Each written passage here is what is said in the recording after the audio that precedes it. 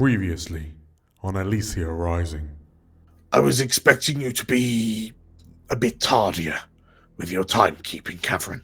Let's just say I'm learning some better skills nowadays. She reaches in and pulls out this lightning lure. That is a remarkable discovery. Catherine, you absolutely recognize this goblin to be High Priestess Lukragi Esoth, the leader of the Church of Aya. The cathedral is open to anyone who would welcome Aya's light into their hearts. It's open to anyone. And I sort of make eye contact with her, showing her the red of my eyes. Everyone. Well. We meet again, Catherine. I told you it wouldn't be the last time you saw me. This is one freshly obtained warrant of arrest.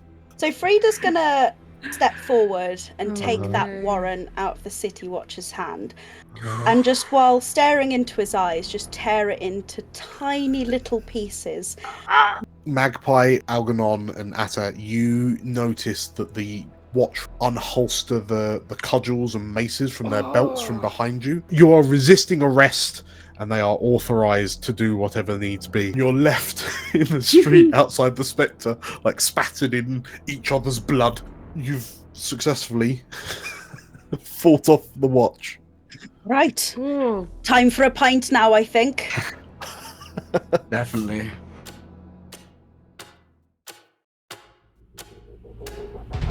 Welcome to Elysia, the jewel of the north. On our gilded streets, fortune and fame can be found by anyone. Hi, I'm Julia, and I'm playing Magpie, an ace of our lurk. Hi, I'm Nate, and I'm playing Catherine, a dragon-scent slide. Hi, I'm Meg. I'm playing Frida, a wolfkin cutter. Hi, I'm JC, and I'll be playing Algernon, an ace of our spider. Hello, I'm Errol. I am playing Atta, a goblin whisperer. And my name is DM Dan. I will be the games master on this adventure. So come on in and marvel at our wonders. Make sure you see the beautiful views we have to offer, and don't mind the ghosts. They're friendly, really. Grab yourselves a seat and make yourselves welcome in the city of Elysia.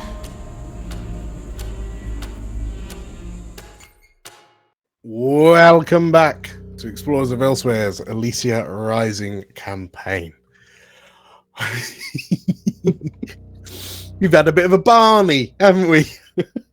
Look at all these stress bars.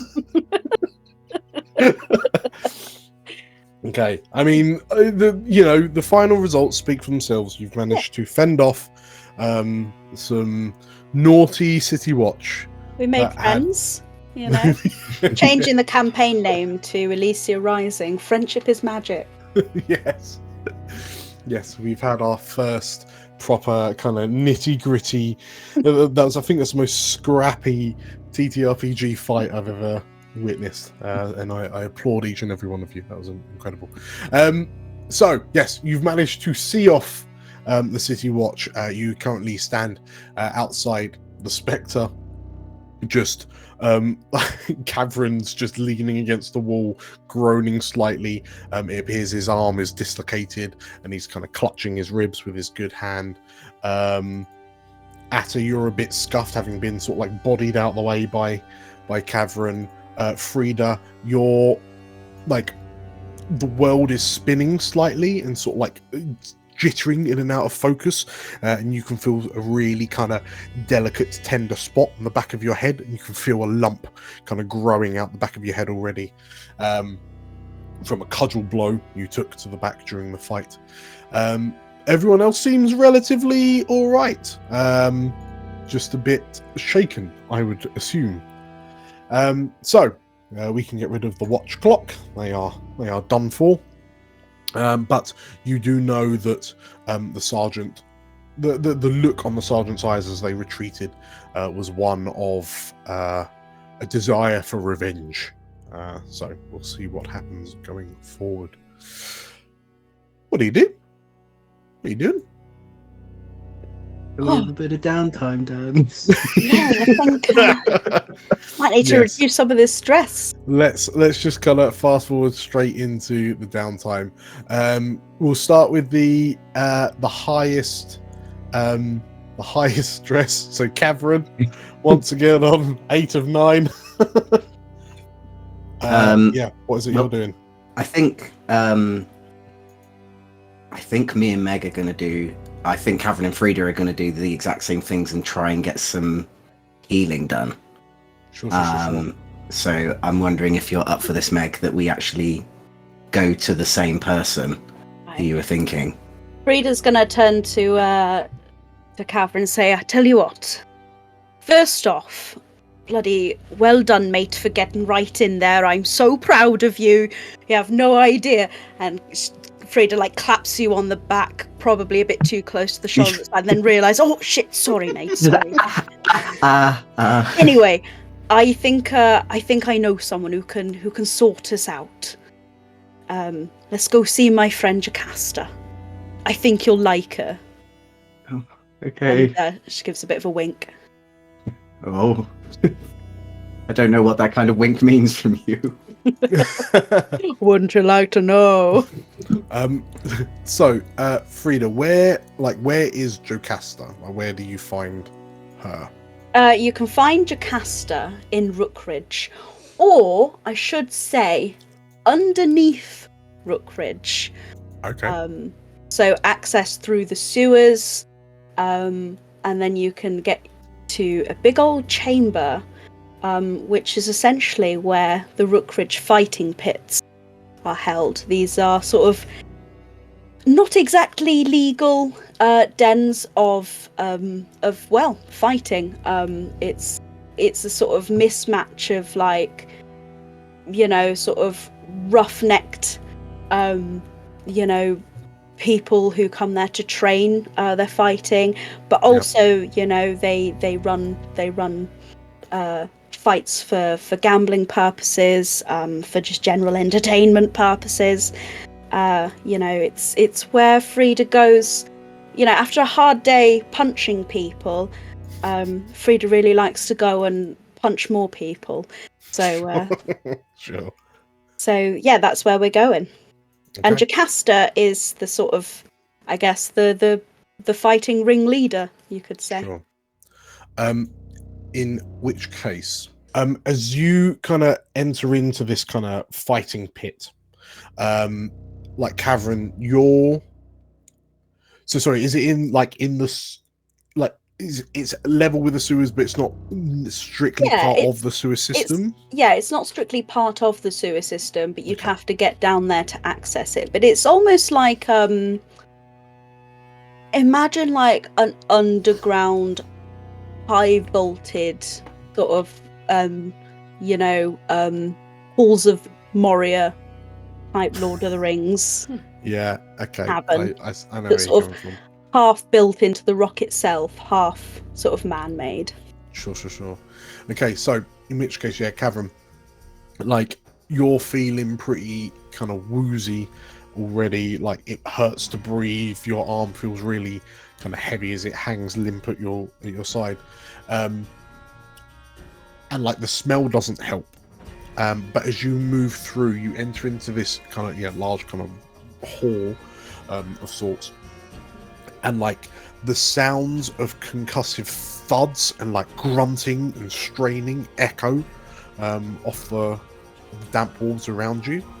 And sort of in this, what you can only describe as a fighting cage.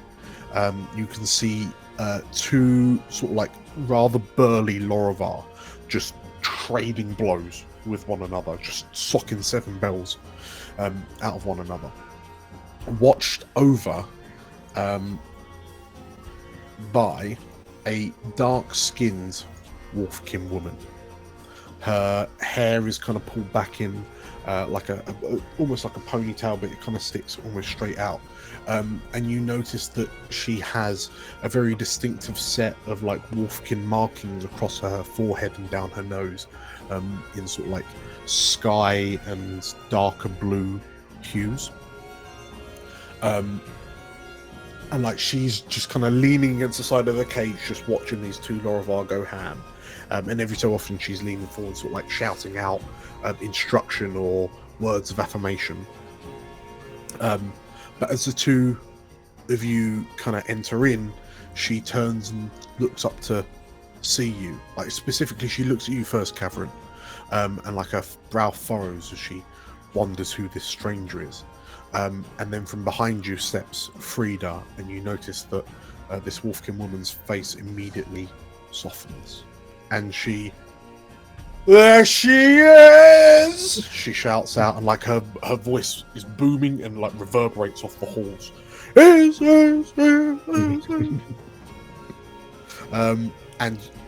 she sort of like quite effortlessly climbs over the top of the cage, kind of jumps down with surprisingly sort of like feline-like grace, and then in a relatively few but great strides, like soars towards the two of you, effectively brushes past you, and then she just like embraces Frida in this really big, encompassing hug.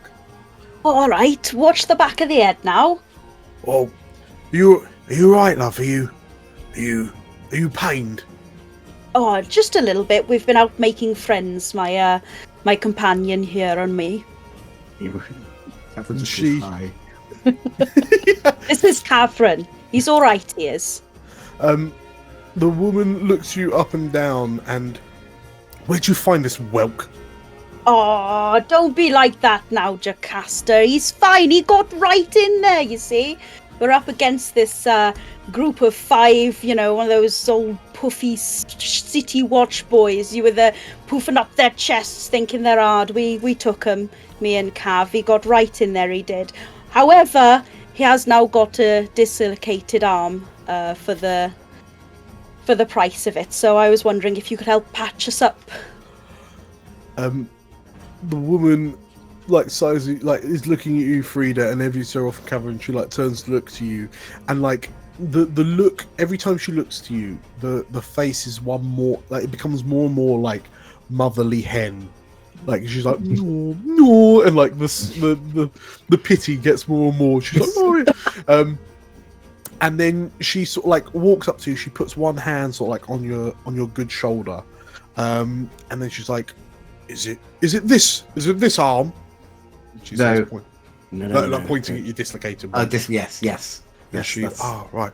And then she like grabs your dislocated, like your wrist, and then just like wobbles your arm about a bit, and you stifle. And she's like, "Oh yeah, no, that's definitely dislocated. Yeah. You're definitely gonna need to get that looked at." And she, let's see what I can do. So are the two of you both doing Heelys? Yes. Okay. I'm going to argue she's tier 1 because fundamentally she's a solo project down in the sewers. So she's going to roll a fortune. Don't worry, Cav. Me and Jocasta go way back. That's what I'm afraid of. Right. So Jocasta tends to you first, Frida. So she's sort of like she's like going through your hair, just like trying to figure out if there's any kind of like lesion, like any cuts where the swelling is, and like she's poking it to see which bit hurts the most. Mainly because she's probably morbidly curious. But she rolls a 2, so you heal 1 segment on your heal clock. Ah, boop. There we go. Cool. 1 segment on the heal clock. And she tells you that, yeah, you're definitely going to have to get some, like, you're going to feel a bit woozy every now and again. The world's going to start spinning, but you just got to stop and, calm down a little bit. And then she turns to you, Catherine. All right, sweet cheeks, let's have a look, she says. So she's going to give you a look over. Also a 2. This is clearly, she's a medic of tough love. Hey, it won't be pretty, but she'll get the job done, Cav. Don't you worry. So she, here, have a sip of this first. Yes. Yeah, Frida, you know what's about first. Frida, you know what's about to happen. So, Cavern, as you're given this sort of like canteen of like mushroom liquor, and you're like, what? And like before you get a chance to take a sip, Jocasta is sort of like, she's squatting down by your side, just kind of sizing you up, and she, and then she grabs your, like, pinches your neck, and then grabs your shoulder with her other hand, and just with like a shoulder barge, just boom, knocks your arm back into its socket. And then she looks up and down, wiggle your fingers, she says, and like, it hurts to wiggle your fingers, and she goes, you'll be fine soon. You'll be alright soon, she says. And then, like, she then leaves. And then a few moments later comes back, and then just throws you a bundle of bandages and just says, just wrap those round your ribs. You're creaking when you move. He sort of looks at them and goes like, anything less grey? The Wolfkin woman looks to you. No, they're fine. I'm sure I'll find something to match. Yes, clearly, School of Tough Love, you also only get one segment of your heal clock healed, but when that fills up, your dislocated arm and your bruised ribs will be better. Yeah. So, that's, Cavern, that's your first downtime, and Frida, yours as well. What else you doing? Well, I'm probably going to need to indulge in some vices. Just a little bit. Yeah. Who else? Is it just sort of like the two Lorivar in the cage? There's quite a few. You notice that it's primarily Wolfkin, right, kind of lurking about down here. The two Lorivar, like, you can see some of the Wolfkin like hollering and hooting and like placing bets. You can see kind of money getting exchanged, and there's like a mixture of like cries of celebration and like groans of defeat, as one of the Lorivar just eats Matt, right, from a haymaker.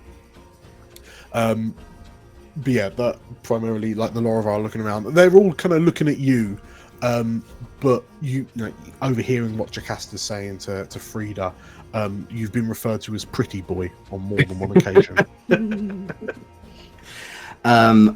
I think in that case, hearing that, I think Cavern's going to feel a little bit more of his oats, a bit more, and he's going to find I'm going to say like a rather attractive young Wolfkin woman who may be just sort of standing in the corner and sort of chat her up and just kind of go like, thought the City Watch tonight, don't you know? And just try to impress her for maybe a little bit of a fiddle round the back. Well, you are a big scary man, yes, she says. Okay. Fighting with the guard. I'm trying to find like the smallest Wolfkin I can find, because they're probably like the same height as me. Just gonna snap you like a twig. Cavern, roll me your insight. So 1 dice for your indulge vice. Roll it. Oh no. 1 for me then, obviously. Oh no. Suffice to say, Cavern is broken like a twig. I've got bruised ribs. Like, give me a chance. It would seem that she cared not. Okay, yeah. So you go out feeling almost as battered as when you went in. Okay. Let's finish off, Frida. What's your second downtime? Again, I think I'm going to have to reduce some stress, and I'd like to think that, to be honest, watching Cavern trying to peacock in the den of muscle mummies would be stress relief enough. But on the alternative, she's going to turn to Jocasta and ask her. So who's up on the ring tonight? Who's next on the books?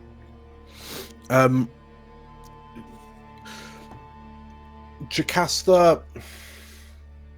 Well, she tells you that there's a couple of new, like, ever since Tavarien died, like more people have been turning up.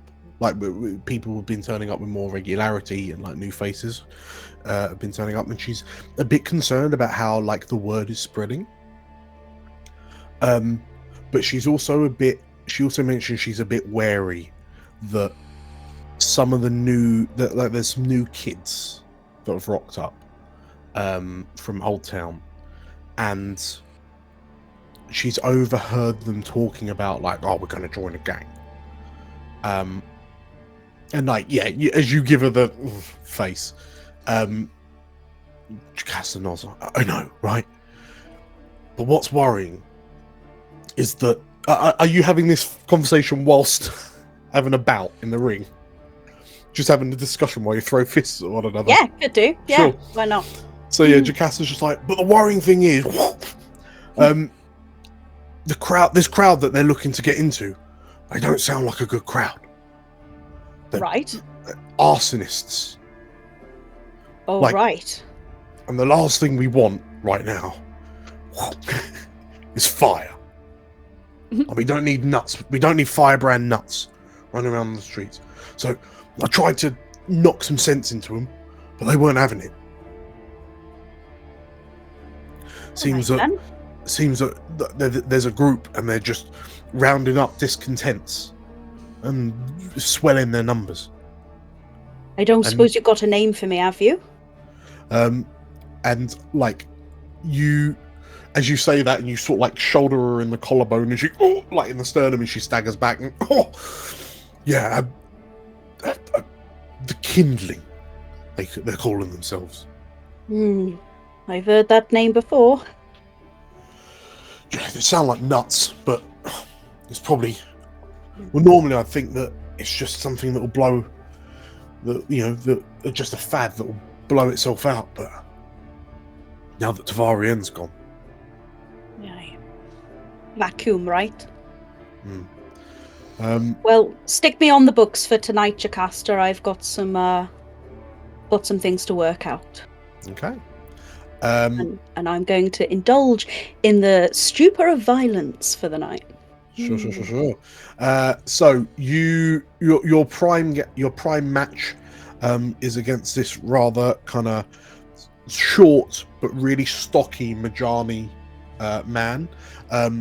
He's got multiple ringlets in his kind of long hanging moustache, and there's a lot of kind of gold studs throughout his beard.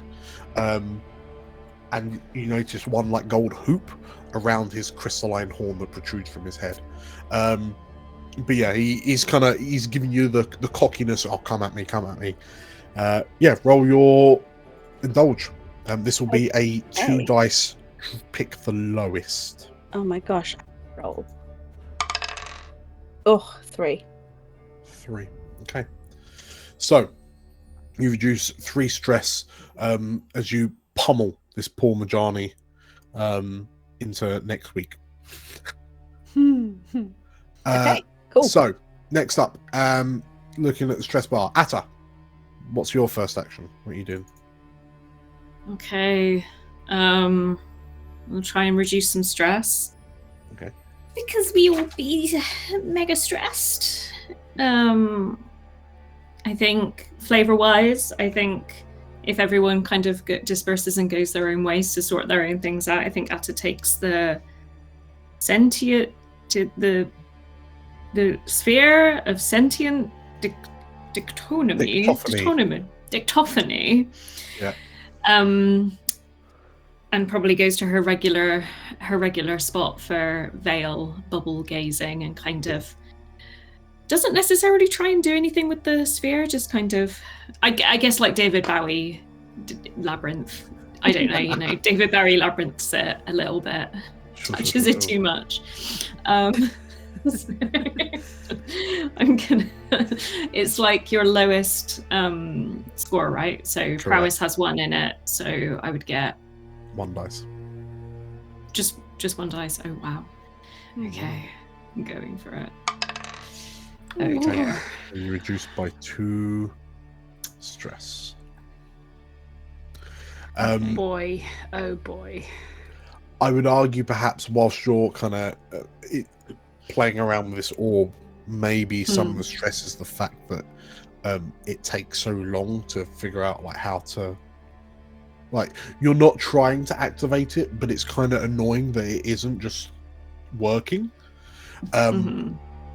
But after a few hours of sort of like tinkering and mucking about with it and like putting it down and leaving it and then scurrying back to it a few moments later just in case anything's changed,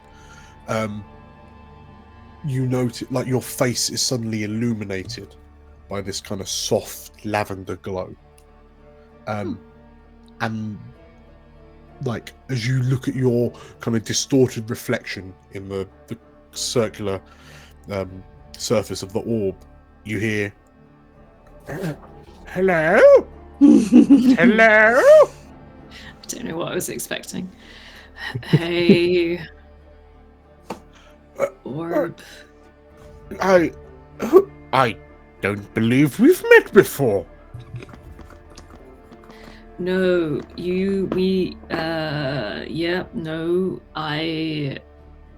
hello, I'm at, hello, Atta. My name is... and what are you doing for your second? Oh gosh, I feel like I either want to reduce some of this heat. It's not good. What are you talking about? You still got 2 left. 2 whole heat. I'm not really sure how to reduce it yet, so would you mind coming back? Because it's either between reducing heat or like trying to figure out orb, which is, I guess, a long-term project, right?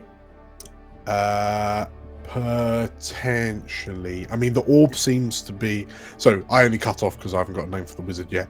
But you can more... I will more than welcome names in the chat for potential names for this voice from the orb. In the meantime, Algernon, what's your first? Okay, I have an idea to reduce heat. Okay. And I would like to go and consort with Odelmers Oran. Ooh. Interesting. Okay. Where is the meeting? Let's say we go back to the Keel Hall. Okay. You send off the invitation. Odelmers's people, like secretary, agrees to it. And yeah, so later that night you find yourself back in Rookridge at the Keel Hall, back at the booth. Odelmers gives you a specific time, and is Algernon a punctual person? I assume so. Yeah. In which case, as you arrive at the Keel Hall, you notice, worryingly, surprisingly, that there's quite a few city guard.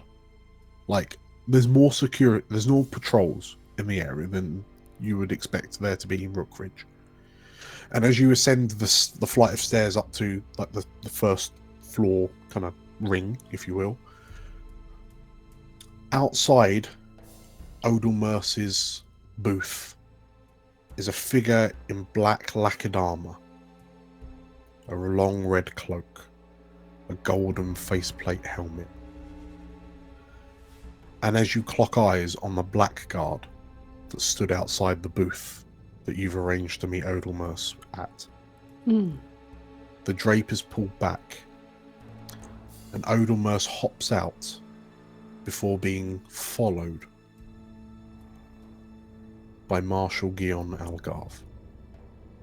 And the bald Lorivar sort of like stands straight and kind of pulls his coat to kind of straighten out the creases. And you notice like behind Algarve steps like a blonde Lorivar woman. Like to look at the scene, she looks like his aide, but she's got like, she looks at you and she's got this very kind of piercing blue stare, and then she kind of like, her face softens as she turns back to G on Algarve, and she laughs at whatever kind of witty comment he just made. You notice Odomers does not laugh. And yeah, the sprite simply lifts up a hand and it was good speaking, Grand Marshal, he says. And the Lorivar kind of a bit shirked, a bit put off that this sprite didn't laugh at his witty remark, huffs and sort of like shakes the hand, and turns to the blonde Lorivar woman behind him and, "Come on," he says, like someone would to their hound. And wordlessly, the Blackguard follows in behind them. And although the Blackguard never turns their heads to regard you, you feel like you're being scrutinized as this heavy figure wafts past you. And Odomos looks to you and, "I have so many meetings here. I should probably consider renting some space. Please, take a seat." Quite. I didn't know you were such a fan of martial law. I can't say I am, but sometimes it's just good practice to make sure that everyone is on board with your business practices. Quite. It's not quite conducive to my business practice, and I try my best to outrun it wherever I can. Of course. You look tired. Busy day? Quite. I've been practicing a few more magic tricks. Yeah, I assume you've earned quite a lot from your magic tricks, your little endeavors. Quite. Maybe you heard of one that happened recently, a ghost incursion that tragically took the life of a shield bearer. Oh, up in Dustry Hill. Quite. Yes, very worrying stuff. It's your fault, apparently. The sprite. Well, that's what High Priestess Ethoth seems to think. Thought I'd give you a heads up. I appreciate it. Do you have any inkling as to why our benevolent High Priestess thinks that I had something to do with the murder in Dustry Hill? Well, I heard she found some incriminating device in the basement of your stronghouse here in Rookridge. Ah. I see. And there's an ever so slight smile that spreads across his face. Here's the thing, though. She doesn't know who I am, and you do. And as I'm seeing you might have the ear of Algarve's boys, I thought you might be able to help us out. Remove a little bit of the heat that's been following us around. The sprite studies you. You can tell it's like watching a master chess player, just trying to figure out what your intentions are for the next few moves. And one would assume that if I were to grant you some breathing room, then the High Priestess might find reason to look in new directions, correct? I think so. Our interests seem to align. Roll me a consult. Ooh. Okay. You still reduce a bit though, don't you? It reduces a bit, yes. So reduce heat is one segment. Odomers kind of leans back in the seat, and he's got a lot of room given that he's quite small. And sort of like as he kind of puts crosses his leg, puts one leg up on his lap. I'll see what I can do.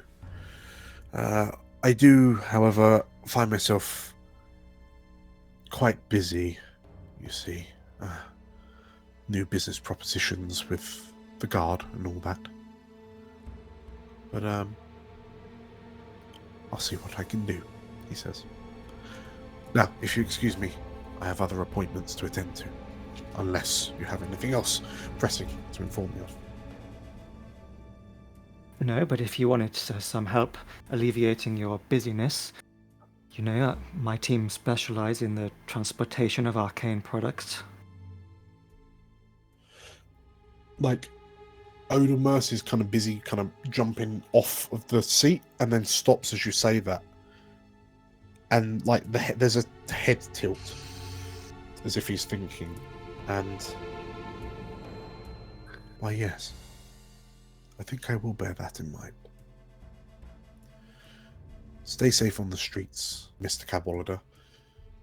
I hear they're getting a bit rowdy. And the chain bearer leaves. Cool. Okay. What's your second? So to relieve some of my stress, Yeah. Algernon's vice, the way he reduces stress is by sort of stepping away from big picture conspiracy stuff and sort of tinkering with like the lives of ordinary people to make some people's lives a little bit better, sort of reminding himself of the regular people in the city and what he's fighting for. So I'd like to use my powers of foresight and blackmail to improve Fairfax's marriage. I can't remember exactly what he was implying about it, but I would like to check out his spouse. That's not going to improve his marriage, JC. Start checking out his... We'll see if we overindulge. Okay. Please roll me an Algernon indulge. becomes a third.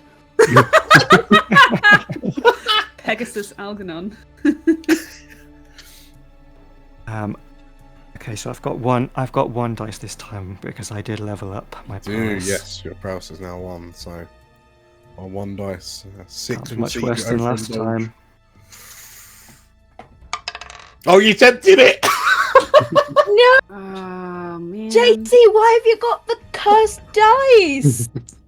Oh That's no! rough. What stress.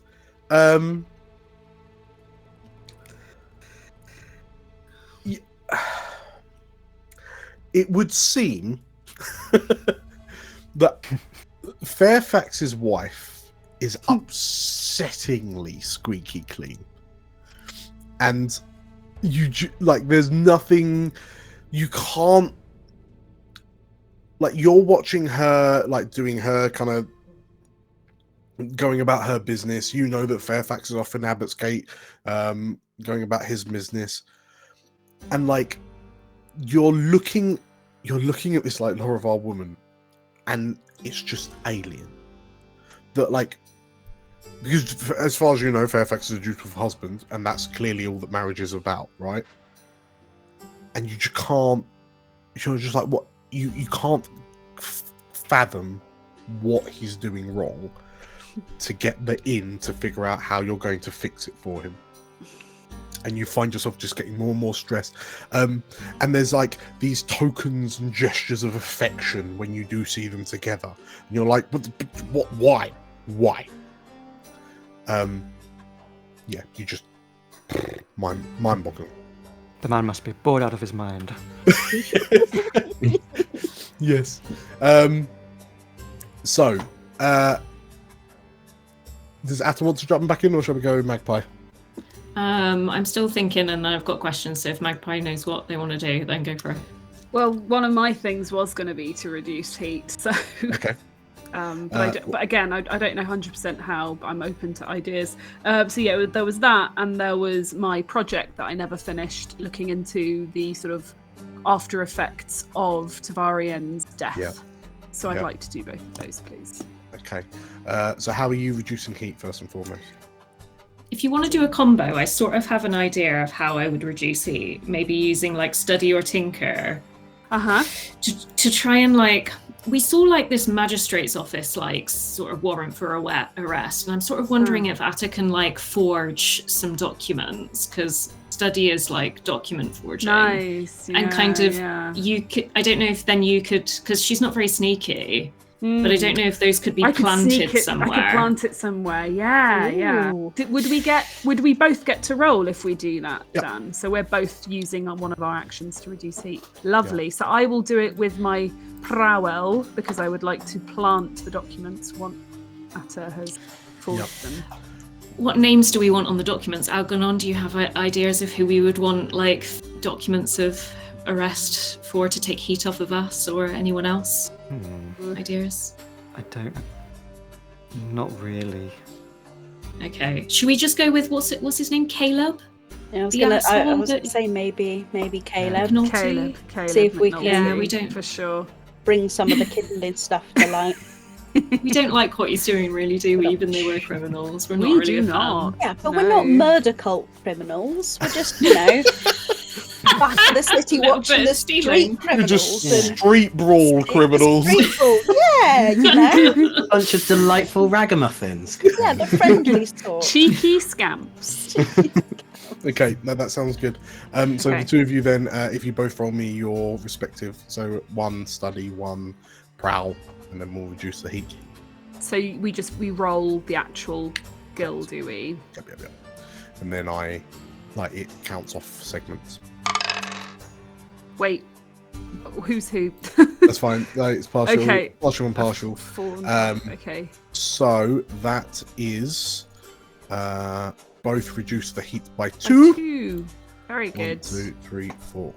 Okay, so you're now back down to 3 heat. As this forged document, you hear of various kind of patrols heading off into Rookridge, looking for one Caleb McNulty, who's a bit of a indoctrinated zealot, like a bit of a nut, especially as you've mentioned. Presumably, in the forgery, you've mentioned suspicions of murder. Okay, fair enough. So yeah, your heat is back. To check out the bakery. Yeah. So the bakery gets raided. Yeah, that's definitely happening.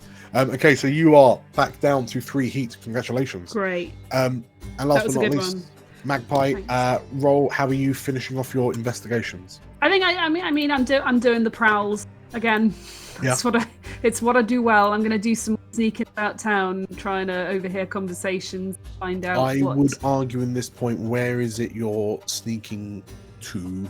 Like, where are you sneaking about? Am I possibly following up on the leads I got last time when I overheard Musty Musto talking about Songbird and the fire nuts, was it?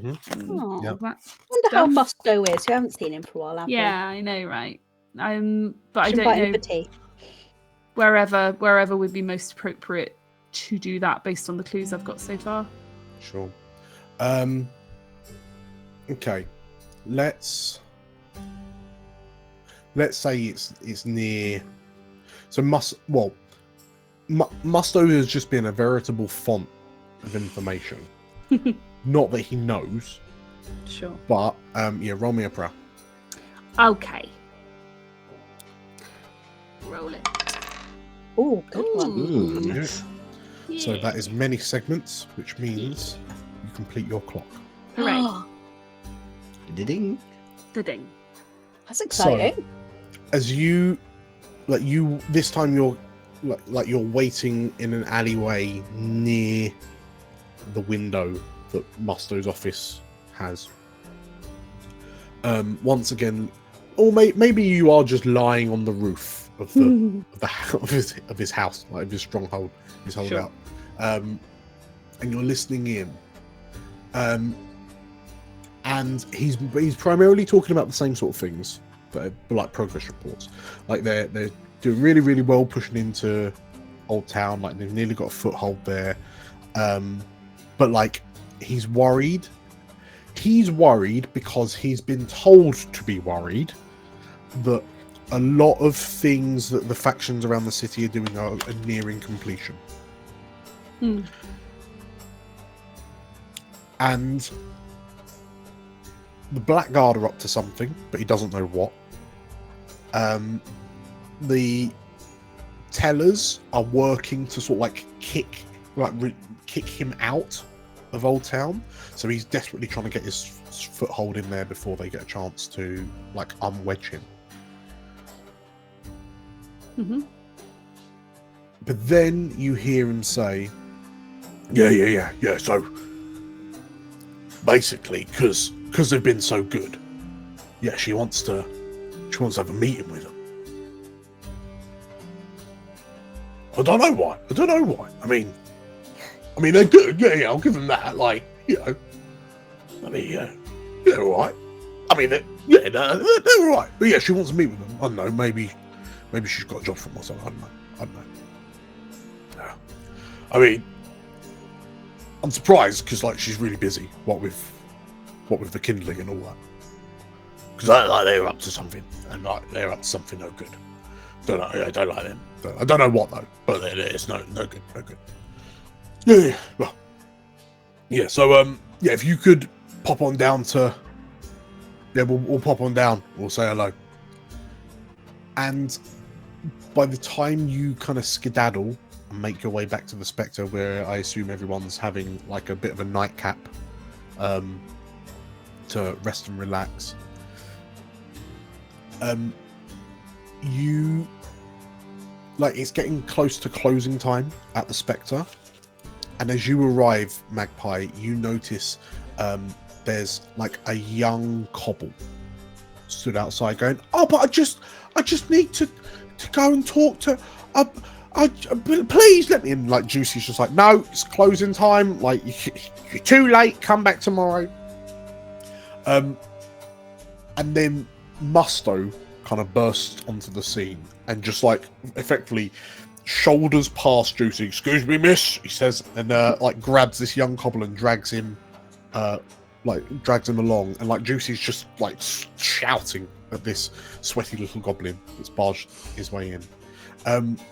And are you ducking in behind them to like follow along? Yeah, so Musto just beelines, like no subtlety, no discretion, just beelines to the bookcase, pulls on the lever, swings the trapdoor open, down the steps he goes.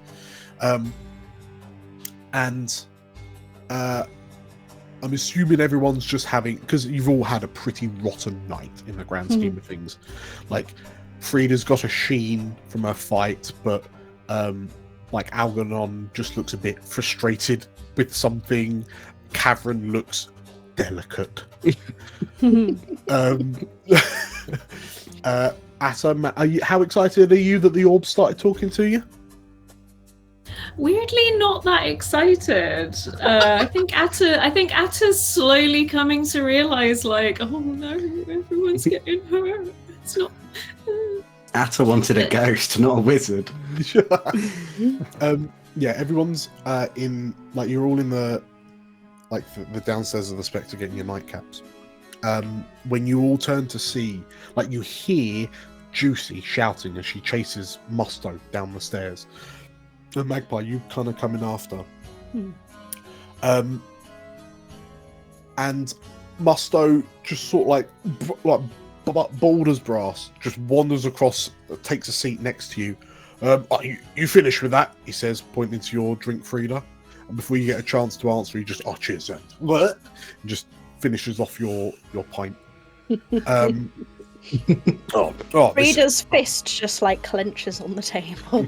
Oh, that was disgusting. What are you drinking that for? He puts the tankard back down. Right, so basically, hello, Magpie, he says. He sees you stood at the bottom of the stairs. Come on over, love. Come on. Sit that pretty little tush down. Come on. In you come. Come on. In you come. Sort of look over my shoulder as if you've been talking to someone else. Yeah, he's not. He's patting the stool next to him. Go on. Grab yourself a seat. I pull up a stool at the opposite side of the table. Very good. So,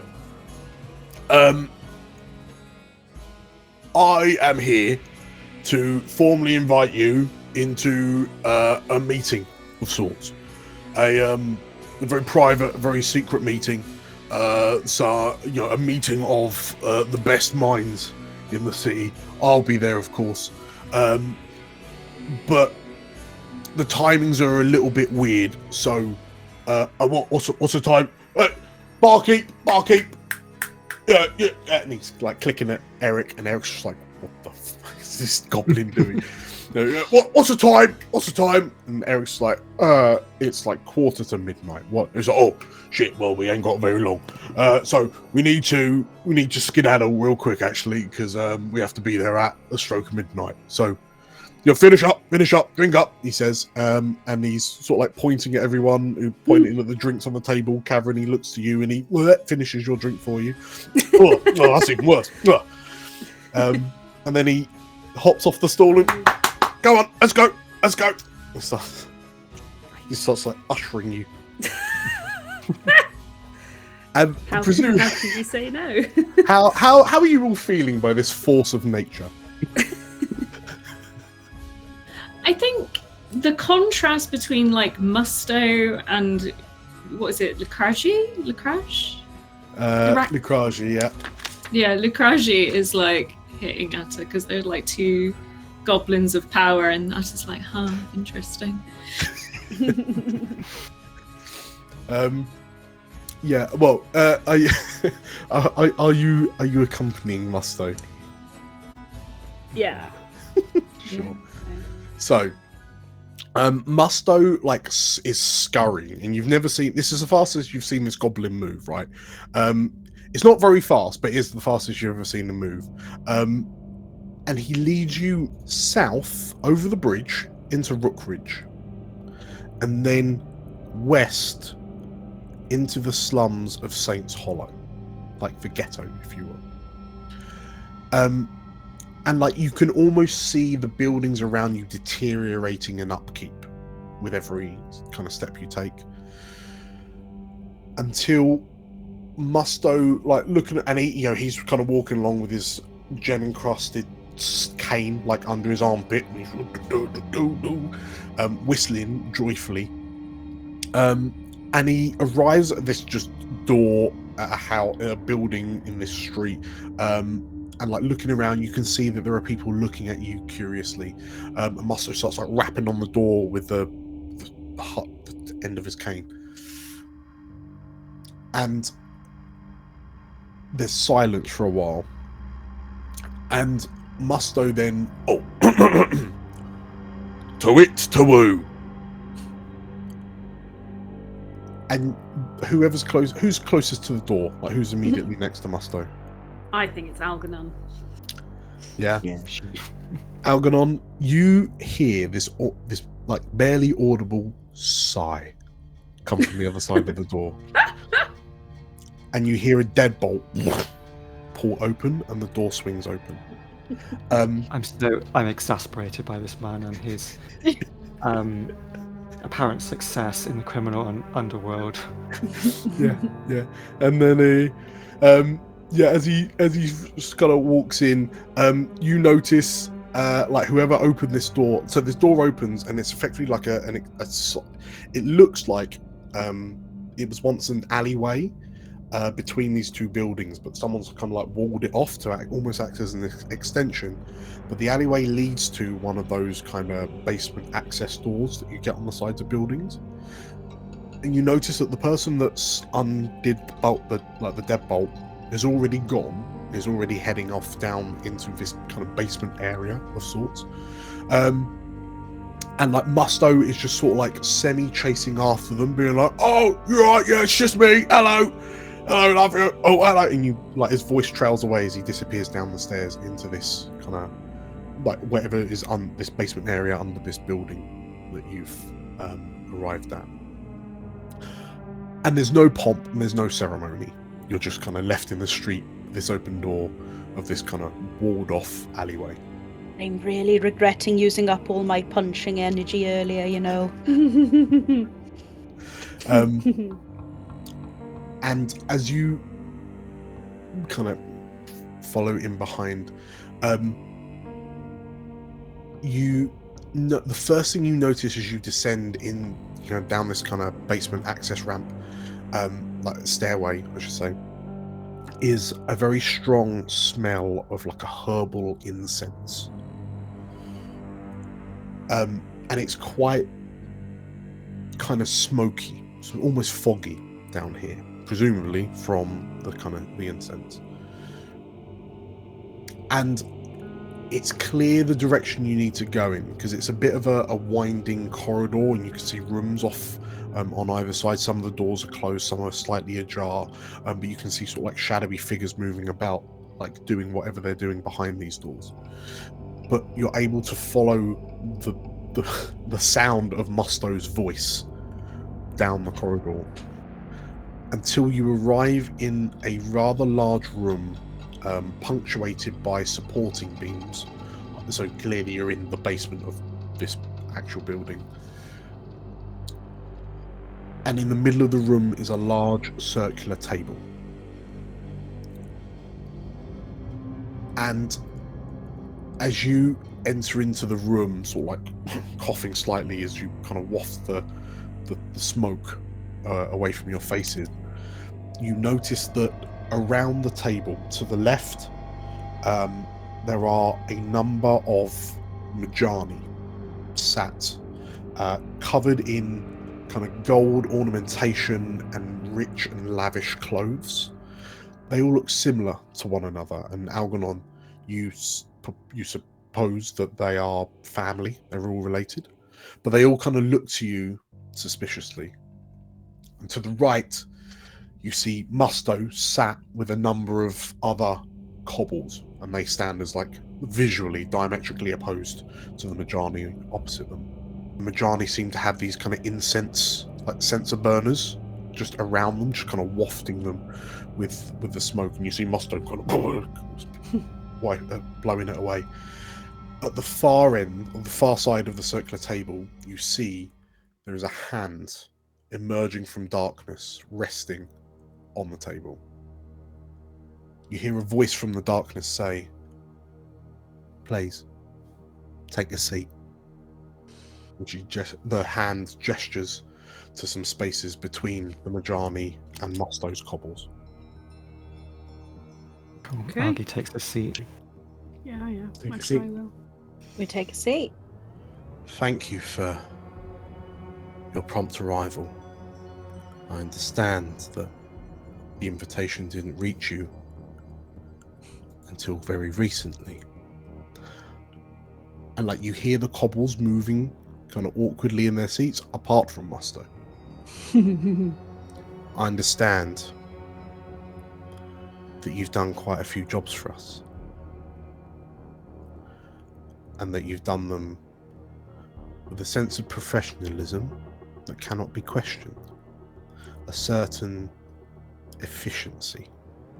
I also understand that we both know what really happened to our dear old Tavarian.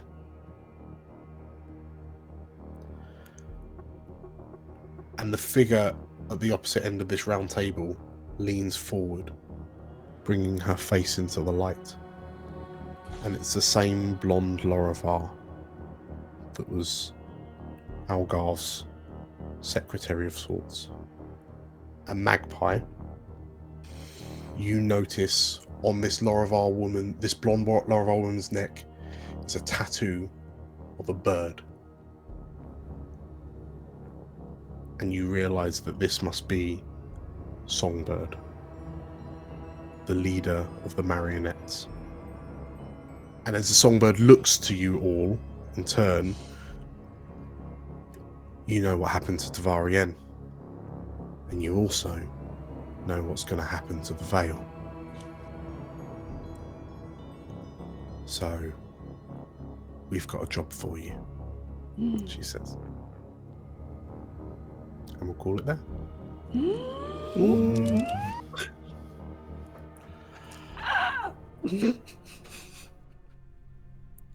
Elsewhere.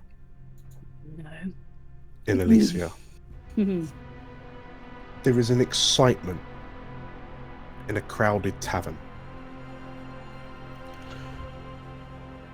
that is very, very rarely frequented by the city watch. The tavern is unusually busy, filled with young citizens of Elysia who are whispering nervously to one another, wondering why it's so dim and dark, the room illuminated only by flickering candle flame. The nervous chatter quietens at the sound of clanking footsteps, accompanied by a slow but distinct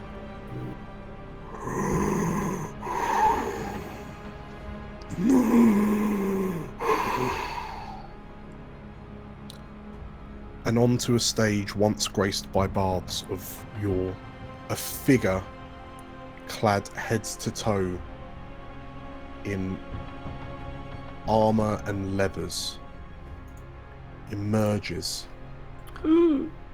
Two gleaming lenses of orange shining in the flickering light.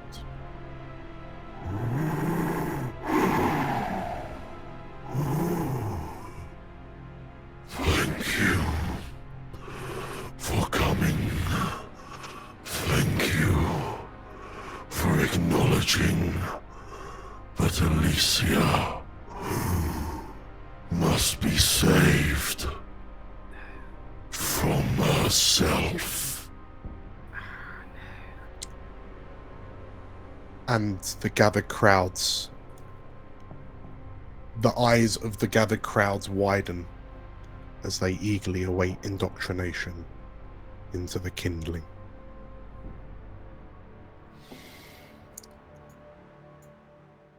Congratulations, everyone, Ooh. on completing dear. episode 6. Yay! Hold up a minute. Yeah. If Algarve's secretary is Songbird, who leads the marionettes, does Algarve know about that, or is that a little side? That's a good question, isn't it, Magpie?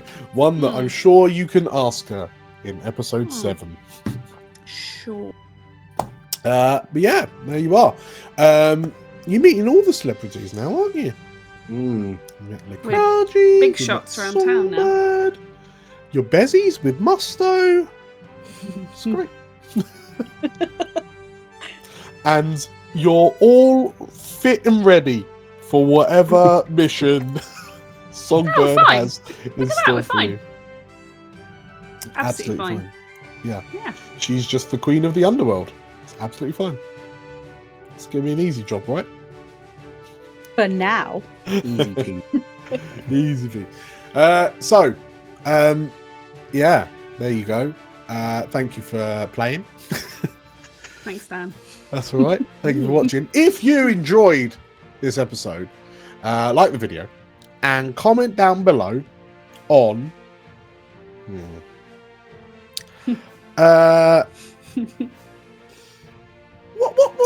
what should everyone comment on today? What the wizard's called?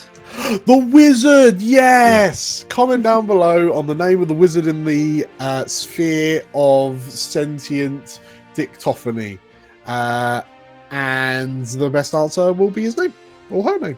Well, yeah, the name. The best answer will be their name. Fab, that sounds grand.